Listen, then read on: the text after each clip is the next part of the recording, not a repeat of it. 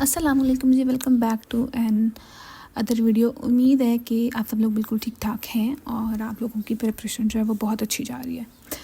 आज से हमारी जो एनवायरमेंटल साइंसेस की सीरीज़ है उसमें प्रॉपरली हमारा जो सिलेबस है वो शुरू होने जा रहा है। आई नो कि बहुत से लोग ये सोच रहे होंगे कि मैं सीक्वेंस से शुरू क्यों नहीं कर रही हूँ, क्योंकि मैंने अपनी जो सिलेबस डिस्कशन वाली वीडियो है उसमें डिटेल से बताया हुआ है कि हाँ ज़्यादा इंपॉर्टेंट टॉपिक्स कौन से हैं जहाँ से क्वेश्चन पूछे जा सकते हैं, बल्कि ज़्यादातर पूछे जाते हैं, और हमें किस सीक्वेंस में अपने सिलेबस को प्रिपेयर करना है कि हमारा ज़्यादा से ज़्यादा पेपर सॉल्व हो। तो हम उसी सीक्वेंस को यहाँ पे फॉलो करेंगे। तो ये हमारा बहुत ही एक इम्पॉर्टेंट हेड है पोल्यूशन वाला, और इसके अंदर जितनी भी टाइप्स हैं पोल्यूशन की वो बहुत इंपॉर्टेंट है और वहाँ से जो क्वेश्चन है वो पूछे जाते हैं, इसलिए हम डायरेक्टली यहाँ से शुरू कर रहे हैं। इससे पहले कि हम लोग अपने टॉपिक की तरफ जाएं, मैं I would like to announce something with all of you people. अगर आप सब लोगों को ये जो स्लाइड्स हैं या ये जो PDF है वो चाहिए होगा तो आप लोग डिस्क्रिप्शन में मैं नंबर मेंशन कर दूंगी, वहाँ पर आप कांटेक्ट करके ले लीजिएगा। Obviously it would be paid, लेकिन बहुत ज़्यादा नहीं, बहुत ही कम, ठीक है। मतलब जितने में नॉर्मल आपको एक अच्छी बुक मिल जाती है उतने में, बिकॉज मुझे बहुत ज़्यादा मेहनत लगती है इसको प्रिपेयर करने में। इसमें जितनी भी चीज़ें होंगी आप देखेंगे कि इसमें वो सब की सब लेटेस्ट होंगी, लेटेस्ट रिपोर्ट्स होंगी आपकी, लेटेस्ट केस स्टडीज़ होंगी आपकी, और ना सिर्फ नोट्स, उसके अलावा भी आप लोगों के साथ बहुत से आर्टिकल्स भी उस ग्रुप में शेयर किए जाएंगे जो कि बहुत प्रेसिंग हैं। उसके अलावा थोड़ी बहुत टिप्स एंड ट्रिक्स भी आपके साथ उस ग्रुप में शेयर कर दी जाएंगी कि आपने अपने पेपर्स को किस तरीके से सॉल्व करना है। उसके अलावा आपके पास मेरे सॉल्व किए हुए कुछ अच्छे इन्वायरमेंटल साइंस के पेपर्स, ठीक है, और उसके अलावा कुछ पास्ट पेपर के सॉल्यूशंस भी होंगे। तो अगर आप लोग लेना चाहते हैं तो प्लीज़ आप कांटेक्ट कर लें, अदरवाइज़ आपकी मर्ज़ी है। चलिए जी, शुरू करते हैं हम लोग अपना टॉपिक। अच्छा, ये जितने भी आपके इस हेड के अंदर टॉपिक्स हैं ना, उनको आपने इस तरीके से प्रिपेयर करना है कि मतलब 360 एंगल, मैं हमेशा बात करती हूँ 360 एंगल, यानी जितनी पॉसिबल डायमेंशंस है ना आपकी इस टॉपिक से रिलेटेड, आपने वो सारी की सारी कवर करनी है, ठीक है। अब पोल्यूशन इज़ एन इशू, ठीक है ना। तो इशू को आपने कैसे प्रिपेयर करना होता है, कहीं भी किसी भी सब्जेक्ट में आप प्रिपेयर करें, आपने बताना है वो क्यों हुआ, ठीक है, फिर उसकी मैनिफेस्टेशन के उसकी वजह से हमें क्या नज़र आता है, और फिर हम उसको ठीक किस तरीके से कर सकते हैं। उसके अलावा कुछ चीज़ें जो हैं वो भी हम इसमें देखेंगे कि हम और क्या ऐड कर सकते हैं कि हमारा पेपर जरा थोड़ा सा डिफरेंट नज़र आए और हमें ज़्यादा से ज़्यादा मार्क्स मिले। सबसे पहले है जी हमारी definition, presence of harmful substances in air, ठीक है, beyond a safe level that में बी हार्मफुल, वही बात होगी। अच्छा, सब्सटेंसेस हार्मफुल हमारे वो लिक्विड हो सकते हैं, वो सॉलिड भी हो सकते हैं, डिफरेंट फॉर्म के जो ऐसे सब्सटेंस जो आपके हवा में शामिल हो जाएं जिसकी वजह से आपको बहुत ज़्यादा नुकसान हो। वो नुकसान आपका डिफरेंट लेवल्स पे हो सकता है, ठीक है। आपका पर्सनली आपको नुकसान हो सकता है, एक इंडिविजुअल को हो सकता है, कम्युनिटी ऑफ पीपल को हो सकता है, और वो डिफरेंट तरह का नुकसान हो, यानी आपकी हेल्थ डिटोरिएट हो उससे, आपका एनवायरनमेंट डिटोरिएट हो उससे, आपकी जो उसके अलावा एनिमल लाइफ है या जो भी है, मज़ीद उसके अलावा इकोनॉमिक नुकसान। अच्छा जी, ये तो हमने बात कर ली कि जी प्रेजेंस है हमारे डिफरेंट हार्मफुल सब्सटेंसेस की अपनी एयर के अंदर, वो क्यों है प्रेजेंस। देखिए, हम कुछ ऐसी एक्टिविटीज़ को परफॉर्म कर रहे होते हैं अपनी रोज़ाना की ज़िंदगी में डिफरेंट लेवल्स के ऊपर, और उसके अलावा नेचर में भी कुछ ऐसे फिनोमेना हो रहे होते हैं जिसके नतीजे में हमारे पास certain solid, liquid and gaseous materials जो हैं वो बन रहे होते हैं, ठीक है।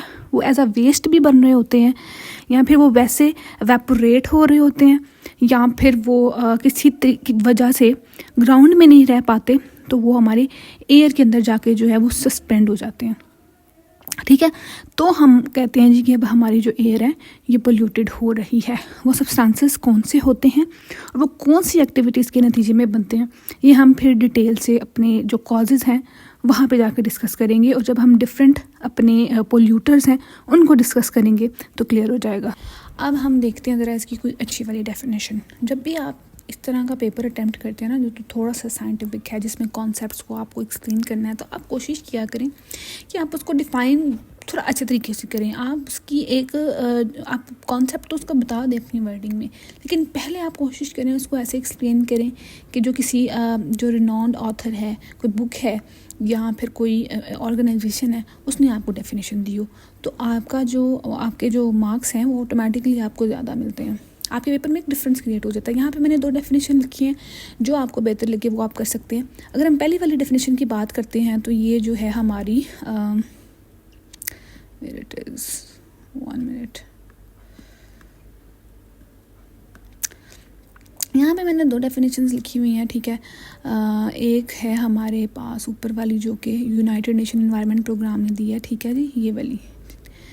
अच्छा, अब इसमें वो क्या कहता है कि वही मैंने जो पहले बात बताई थी कि presence of substances in the atmosphere that are harmful to human health. देखिए, हेल्थ की बात हुई, हमारे ओवरऑल एनवायरनमेंट की आगे बात हुई, क्लाइमेट की बात हुई, ठीक है, and often resulting them from human activities such as industrial production, vehicle emissions and deforestation. अच्छा, इसमें ये डेफिनेशन जो है, ये मैंने भी जो डेफिनेशन है ना वो प्रेफर की थी, मैंने भी लिखी थी अपने एक पेपर में, क्योंकि ये बहुत ज़्यादा कॉम्प्रिहेंसिव है। इसमें उसने एक तो आपको बताया है कि कहाँ से आती है ये जो उसने बात की है ना, ये डिफॉरेस्टेशन की बात की है, फिर ये व्हीकल इमिशंस की बात की है, फिर ये इंडस्ट्रियल प्रोडक्शंस की बात की है। ये आपको सोर्सेज भी एक किस्म के बता दिए हैं। फिर उसने ये बताया है कि उसके इफ़ेक्ट्स क्या हो सकते हैं, ह्यूमन हेल्थ है, एनवायरनमेंट पे हो सकते हैं, क्लाइमेट पे हो सकते हैं, ठीक है। तो ये एक बहुत कॉम्प्रिहेंसिव डेफिनेशन है, तो आप इसको कर लें या फिर आप इसको कर लें, तो जो भी आपको अच्छी लगती है आप दोनों में से कोई एक कर सकते हैं, ठीक है। अगर जी हम बात करते हैं उसके बाद हमारे कॉजेज़ क्या हैं, एक ओवरव्यू सा देखते हैं एयर पोल्यूशन के, ठीक है। कुछ हमारे पास एयर पोल्यूशन के जो हैं वो नेचुरल सोर्सेज हैं, ठीक है, यानी कि जो हमारे जिसमें हमारा कोई रोल नहीं है, ठीक है, वो नेचुरल जो फिनोमेना हैं उनसे हो रहे हैं। और फिर ये हमारे पास आ जाते हैं जी ह्यूमन सोर्सेज, ठीक है, जो कि हमारी एक्टिविटीज़ की वजह से होती हैं। थोड़ा बहुत फ्लो चार्ट की ख़राब हो गई है डायमेंशंस, लेकिन इट्स ओके। अच्छा, नेचुरल में 2 बहुत इंपॉर्टेंट हैं, बल्कि 2 से ज़्यादा ही हैं। वोल्केनोज हैं, हमारे पास वाइल्ड फायर्स हैं, फिर हमारे पास डस्ट स्टॉर्म्स हैं। डस्ट स्टॉर्म जो कि आप अगर रेगिस्तान पर जाएँ तो आप देखें अक्सर मिट्टी उड़ी होती है, बल्कि यहाँ पे भी हमारे शहर में भी अक्सर आंधी आती है तो उड़ना शुरू हो जाते हैं। एंड बायोजेनिक सोर्सेज जो हमारे पास आ जाते हैं, प्लांट्स एंड ओशंस, ठीक है, यानी जो बायोलॉजिकल चीज़ें हैं ना हमारी, ये उनसे रिलेटेड हैं, ठीक है। यहाँ पे ये काफ़ी सरप्राइजिंग बात होगी कि जी ओशंस और प्लांट्स कैसे पोल्यूशन कर सकते हैं, जबकि हमने तो ये पढ़ा है जी पौधे लगाएं और माहौल बचाएं वगैरह वगैरह। पौधे और उन पौधों में भी खास कुछ सर्टेन सर्कमस्टांसेस में और कुछ सर्टेन प्रोसेसेस के नतीजे में हमारे पास जो एयर पोल्यूटेंट्स हैं ना वो रिलीज़ होते हैं। अगर मैं बात करूँ हमारे ओशंस में, तो ओशंस के नीचे फाइटोप्लैंक्टन होते हैं, जो आपने सुना होगा, ठीक है। जब वो मर जाते हैं ना या डीकम्पोज हो जाते हैं तो उनके अंदर से जो है ना वो हार्मफुल गैसेस निकलती हैं जो कि आपके एटमॉस्फेयर में जाती हैं। उसके अलावा अगर हम बात करते हैं रेन फॉरेस्ट, आपने सुना होगा ट्रॉपिकल रेन फॉरेस्ट, क्लाइमेट के टॉपिक में हम इनको ज़रूर पढ़ेंगे। वहाँ पे टेम्परेचर बहुत ज़्यादा होता है, ठीक है, वहाँ पे डिफरेंट किस्म के प्लांट्स हैं, बहुत ज़्यादा रिच बायोडाइवर्सिटी है। तो जब वहाँ पे एक वक्त में, मतलब ऑब्वियसली हर वक्त उनका जो टेम्परेचर है वो बहुत ज़्यादा रहता है, तो जब टेम्परेचर ज़्यादा होता है तो वेपोरेशन भी होती है, ठीक है। तो जब वेपोरेशन होती है तो उनके अंदर से कुछ ऐसे ऑर्गेनिक कंपाउंड्स निकलते हैं, ठीक है, जो आपकी एयर के अंदर जाके सस्पेंड हो जाते हैं, तो हमारी पोल्यूशन होती है, ठीक है। ये आपके हमारी जो एक्टिविटीज़ हैं उनकी वजह से कैसे हो रही है। हम इंडस्ट्रीज़ के अंदर एमिशंस करते हैं, फ्यूल जलाते हैं, उसकी वजह से एयर में कुछ चीज़ें जाती हैं और पोल्यूशन होती है, ठीक है। ये नीचे लिखा हुआ है जी कि पावर प्लांट्स हैं जो हमारे उसमें, फिर हमारे फैक्ट्रीज़ के अंदर फिर हमारी फैक्ट्रीज़ के अंदर हम कुछ इस तरीके के काम करते हैं कि हमारी एयर के अंदर कंटामिनेंट्स शामिल होते हैं। हम गाड़ियाँ चलाते हैं तो हम धुआं छोड़ते हैं, उसके अंदर बहुत हैज़र्डियस सब्सटेंसेस होते हैं। अच्छा, नेक्स्ट है जी हम जो एग्रीकल्चरल एक्टिविटीज़ परफॉर्म करते हैं, जिसके अंदर हम लोग खादें यूज़ करते हैं। उसके अलावा हमारे जो लाइव स्टॉक के जो डंग होता है उसकी वजह से होते हैं, डिफरेंट गैसेस उसमें से निकलती हैं। ये मैंने आपको एक ओवरव्यू दे दिया। जब आपको पेपर में आएगा तो आप ऐसे ही करेंगे, पहले आप बताएंगे नेचुरली कैसे हैं और फिर आप बताएंगे ह्यूमन कैसे हैं। इससे तो एक आपकी प्रेजेंटेशन अच्छी होगी। आपने एक फ्लो चार्ट उसको दे दिया, बजाय कि आप हेडिंग लिखें। हम देखते हैं कि वो बेसिकली क्या क्या चीज़ें जो हैं वो हमारे इन्वायरमेंट में जाती हैं इन चीज़ों की वजह से, जिसकी वजह से हमारा इन्वायरमेंट जो है वो गंदा होता है। उनको हम क्या करेंगे, उनको हम क्या कहेंगे, जो सब्सटेंसेस जाते हैं उनको हम एयर पोल्यूटेंट्स कहेंगे। अब ये कुछ हमारे पोल्यूटेंट्स हैं बहुत इंपॉर्टेंट, ठीक है, और ये किन किन सोर्सेज से जाते हैं वो हम आपको बताते हैं जी। हम लोग ऐसी चीज़ें जहाँ पे हमारी कंबशन प्रॉपर तरीके से नहीं हो सकती ना, यानी जैसे अगर हम एग्जांपल के तौर पे अगर मैं बात करूँ, जब हम लोग बोन फायर वगैरह करते हैं, जब हम लोग लकड़ी वगैरह जलाते हैं तो वो पूरी नहीं जलती, पूरी यानी पूरी वो राख नहीं बनती, आधी राख बन जाती है, आधी रह जाती है। तो तब ये पर्टिकुलेट मैटर जो है ना ये निकलता है कंबस्शन की वजह से। तो ये आगे इसके सारे सोर्सेज हैं जी। ये इंडस्ट्रियों में भी हम डिफरेंट जो फ्यूल्स यूज़ करते हैं, जब वो ठीक तरीके से नहीं कंबस्शन उनकी होती तो ये रिलीज़ होता है एयर में, ठीक है। गाड़ियों का धुआं वहाँ से भी निकलता है, जब जंगलों में आग लग जाती है वहाँ से भी फिर डस्ट स्टॉर्म्स आते हैं, फिर कंस्ट्रक्शन के अंदर भी जो हम करते हैं डिफरेंट मटेरियल्स वगैरह यूज़, उससे भी आता है। बेसिकली जो सॉलिड पार्टिकल्स आपको नज़र आते हैं ना जब आप कहीं पे भी पोल्यूटेड जगह पे जाएं धुएं में, उनको हम कहते हैं जी पार्टिकुलेट मैटर्स। फिर जनाब हमारी ये गैसियस फॉर्म में आ जाती है कार्बन मोनोऑक्साइड। ये बहुत ही ज़्यादा पोटेंट किस्म का पोल्यूटेंट है, ठीक है। जब आप गाड़ियाँ चला रहे होते हैं, ठीक है, आप जो फॉसिल फ्यूल्स यानी जो कि फॉसिल फ्यूल्स आपको पता है कौन से हैं, जो कि बेसिकली लकड़ी हो गई, कोयला हो गया, इस तरह के हैं, वो सारे के सारे फॉसिल फ्यूल्स जब जलते हैं तो वहाँ से ये गैस निकलती है, ठीक है। तकरीबन ये जितने भी हैं ना इन सब के सेम ही सोर्सेज। सारे पोल्यूटेंट के नाम ज़रूर याद कर लें, ठीक है। जब नाम याद कर लेंगे तो उसके बाद उनके सोर्सेज को याद कर लीजिएगा। ज़रूरी नहीं है कि ऐसा टेबल बना दे तो बहुत अच्छी बात हो जाएगी। टेबल नहीं बनाएंगे तो आप हेडिंग्स की सूरत में लिख लीजिएगा कि ये इनके सोर्सेज हैं, और सोर्सेज के नीचे आके लिख दीजिएगा कि ये वाले सोर्स है, ये चीज़ें होती हैं, जैसा आप करना चाहें। सल्फर डाइऑक्साइड ये भी बहुत अच्छा पोल्यूटेंट है। सल्फर ऑक्साइड का जो प्राइमरी सबसे इंपॉर्टेंट सोर्स है ना वो है हमारा वोल्केनिक इरप्शन। सबसे ज़्यादा मिकदार में सल्फर तब रिलीज़ होता है जब वोल्केनो इरप्ट होते हैं। बाकी एक्टिविटीज़ जो हैं उनसे तो होता ही है। नाइट्रोजन के जो ऑक्साइड्स हैं वो जब हम नाइट्रोजन बेस्ड फर्टिलाइज़र्स वगैरह यूज़ करते हैं अपनी एग्रीकल्चरल एक्टिविटी में, तो वहाँ से ज़्यादा रिलीज़ होता है। ये जनाब बहुत ही ज़्यादा जहरीला है, ठीक है। कार्बन मोनोऑक्साइड के बाद ओजोन 2, एक ओजोन जो हमें प्रोटेक्ट करती है वो है, और ये उसकी छोटी बहन है। व्हीकल एमिशन से भी ये निकलती है और इंडस्ट्रियल फ्यूम से भी निकलती है। जब ये नाइट्रोजन निकलेगी और उसके अलावा वोलेटाइल ऑर्गेनिक कंपाउंड, ये भी हम नीचे जाकर डिस्कस करेंगे ये कौन से हैं, जब ये आपस में रिएक्ट करेंगे ना बेसिकली तो ओजोन बन जाएगी। देख लेते हैं कि कैसे बनती है हमारी ground level ozone. For example हमारे पास ये नाइट्रोजन के ऑक्साइड्स हैं, ठीक है। इनके साथ कोई भी वोलेटाइल कंपाउंड ने रिएक्ट किया, वो कोई भी हो सकता है। तो उसने क्या किया, उसने ये ऐसे कर दिया और ऐसे कर दिया, ठीक है। हो सकता है ये एक हो हमारा अलग हो गया। इसी तरीके से हमारे एटमॉस्फेयर में ढेर सारे इस तरह के रिएक्शन हो रहे होंगे और बहुत सारे NO और O बन रहे होंगे, ठीक है। फिर जब ये हमारे जो O हैं एटमॉस्फेयर के अंदर, ये जब आपस में मिलेंगे ना O+O, तो ये O, ठीक है, ग्राउंड लेवल ओजोन बनेगी, और फिर ये जाके जनाब तबाही मचाएगी, ठीक। उसके बाद जनाब ये बात आ गई आगे वोलेटाइल ऑर्गेनिक कंपाउंड्स की जो यहाँ पर हैं। यानी वोलेटाइल का मतलब आपको क्या है, मतलब जो ऐसी चीज़ जो नज़र नहीं आती आपकी।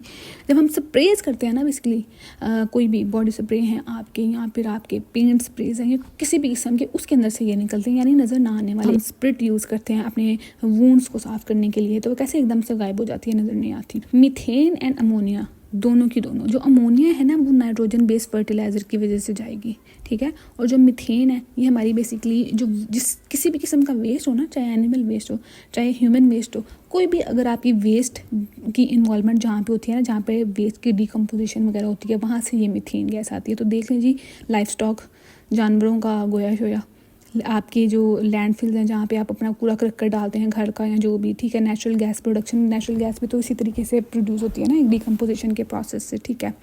और वेटलैंड्स कैसे हैं, ये हम वेटलैंड्स जो आपकी होती हैं ना उसके अंदर से बेसिकली नीचे जो वेटलैंड का जो पानी के नीचे वाला एरिया होता है ना, ये हम आगे जाके पढ़ेंगे कि ये वेटलैंड्स क्या होती हैं, एक हमारा कोई प्रोटोकॉल है उसमें। तो वहाँ जो नीचे है वहाँ पे कुछ डिकम्पोजिशन का प्रोसेस हो रहा होता है, तो वहाँ से मीथेन निकलती है।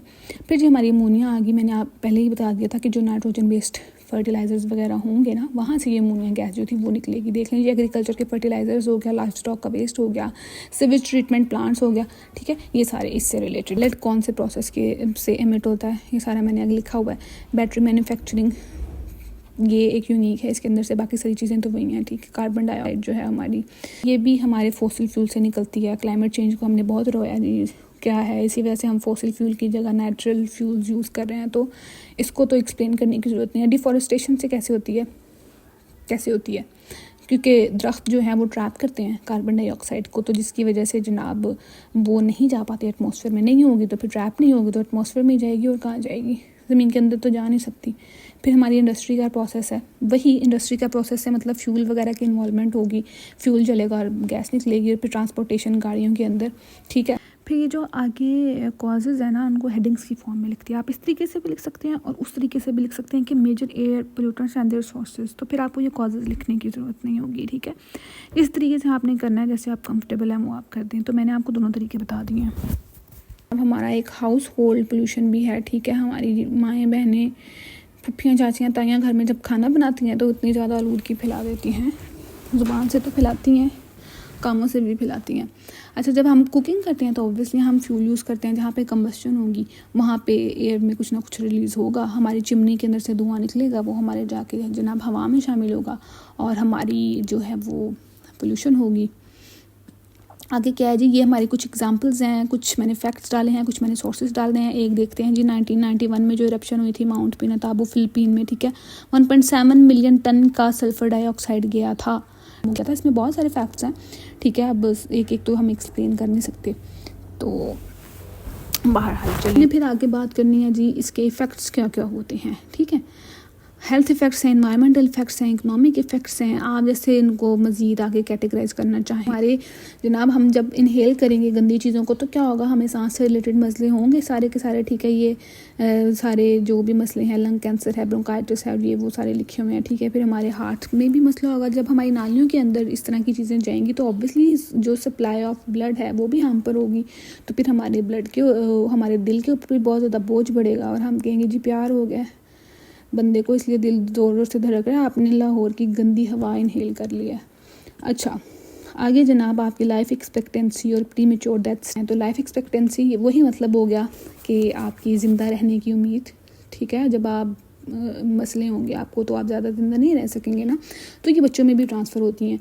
अच्छा, ये होगा जनाब। उसके बाद हमारे कुछ इन्वायरमेंट के पे भी इसके असर आएंगे जी, ग्लोबल वार्मिंग, ऑब्वियसली हमारा क्लाइमेट चेंज, ग्रीन हाउस आएंगी, कार्बन डाइऑक्साइड जो वो एक ग्रीन हाउस गैस भी तो है ना, पोल्यूटेंट भी है लेकिन ग्रीन हाउस गैस भी है। तो क्लाइमेट चेंज का मसला आपको पता है, समझाने की ज़रूरत नहीं है, फिर भी हम जब पढ़ेंगे तो आपको समझ आ जाएगा। यानी टेम्परेचर बहुत ज़्यादा बढ़ जाता है जब हवा के अंदर कार्बन डाइऑक्साइड आ जाती है ना, तो इस सूरज की रेस को बहुत ज़्यादा ट्रैप करना शुरू कर देती है, तो उसकी वजह से हमारा फिर इर्द गिर्द का टेम्परेचर ज़्यादा हो जाता है। और बहुत ज़्यादा जब चेंज होना लग जाता है प्रोलॉन्ग टाइम के लिए जब ये बढ़ता है, तो फिर हमारी क्लाइमेट चेंज का फिनोमेना है वो वक़्त पज़ीर हो जाता है। फिर जनाब एसिड रेन, जब आपके बारिश के अंदर जब इस तरह के जो पोल्यूटेंट्स हैं, सल्फर डाइऑक्साइड है, नाइट्रोजन डाइऑक्साइड है, या फिर पार्टिकुलेट मैटर्स हैं, वो एटमॉस्फेयर के अंदर जब सस्पेंडेड होंगे और बादल बनेंगे, आपस में मिक्स होंगे, जब वो नीचे आएगी बारिश तो वो तेज़ाबी बारिश होगी।